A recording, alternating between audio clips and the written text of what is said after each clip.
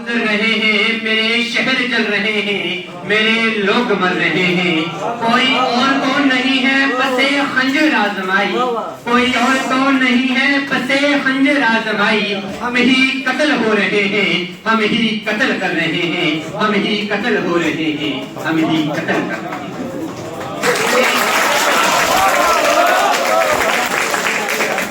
صدر وفات، یہ وطن عزیز ہندوستان اپنی پیدائش سے تادم زیست بہت سی بیماریوں کا شکار رہا،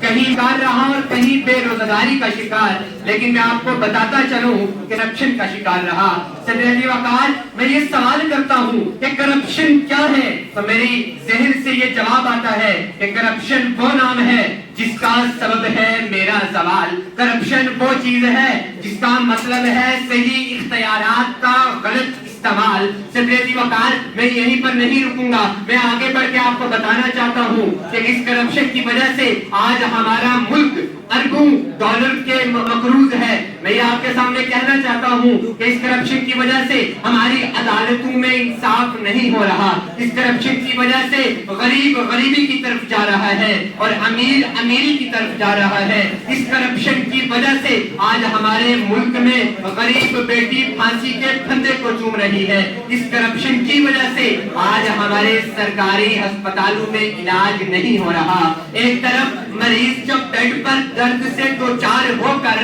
جو غریب کو آوازیں دیتا ہے، وہ مسیحا کو آواز دیتا ہے، تو مسیحا کی زبان سے یہی الفاظ نکلتے ہیں کہ پہلے حوصلہ افزائی پھر مسیحائی، پہلے حوصلہ افزائی پھر مسیحائی، پہلے حوصلہ افزائی پھر مسیحائی۔ صدر وقار، کرپشن ایک ایسی بیماری ہے جس نے آج ملک ہندوستان کی جڑوں کو کھوکھلا کر دیا ہے، ہمارے سماج اور ہماری سماجی، سیاسی اور معاشرتی زندگی کو نست و نابود کر دیا ہے۔ اور جب میں اس کرپشن کے بارے میں اپنے ذہن میں سوچتا ہوں تو میرے لبوں سے یہی شعر نکلتا ہے کہ عجب رسم ہے چارہ گروں کی محفل میں، عجب رسم ہے چارہ گروں کی محفل میں، لگا کر زخم نمک سے مساج کرتے ہیں، غریب شہر ترستا ہے نوالے کو،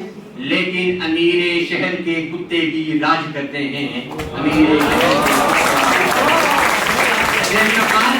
آج کرپشن کے لیے آواز ہر جگہ پر اٹھتی ہے، تقریریں کی جاتی ہیں لیکن کرپشن ختم نہیں ہوتا، کالم لکھے جاتے ہیں لیکن کرپشن ختم نہیں ہوتا، رشوت دینے والے اور لینے والے کو ہتھکڑیاں لگائی جاتی ہیں لیکن کرپشن ختم نہیں ہوتا۔ صدر علی وقار، اس کے پیچھے کی وجہ کیا ہے؟ سر سید احمد خان نے کہا تھا اگر تم بیماری کی صرف شاخوں کو کاٹو گے تو تم اس کی جڑ کو اور بڑھاوا دو گے، وہ دوسری جانب سے اپنی ایک اور شاخ نکالے گی۔ صدر علی وقار، اس کرپشن کے خاتمے کے لیے اس ناسور بیماری کو جڑ سے نکالنا ہوگا۔ اس بیماری کو جڑ سے نکالنے کے لیے ہمیں سخت قوانین بنانے ہوں گے، سخت قوانین بنانے کے لیے ہمیں مضبوط ہونا ہوگا، مضبوط ہونے کے لیے ہمیں متحد ہونا ہوگا، کیونکہ جب ہم اتحاد کریں گے، ایک دوسرے کے ساتھ ملیں گے، تب ہی ہم اس جہان سے اور اس ملک سے کرپشن کو ختم کر سکتے ہیں۔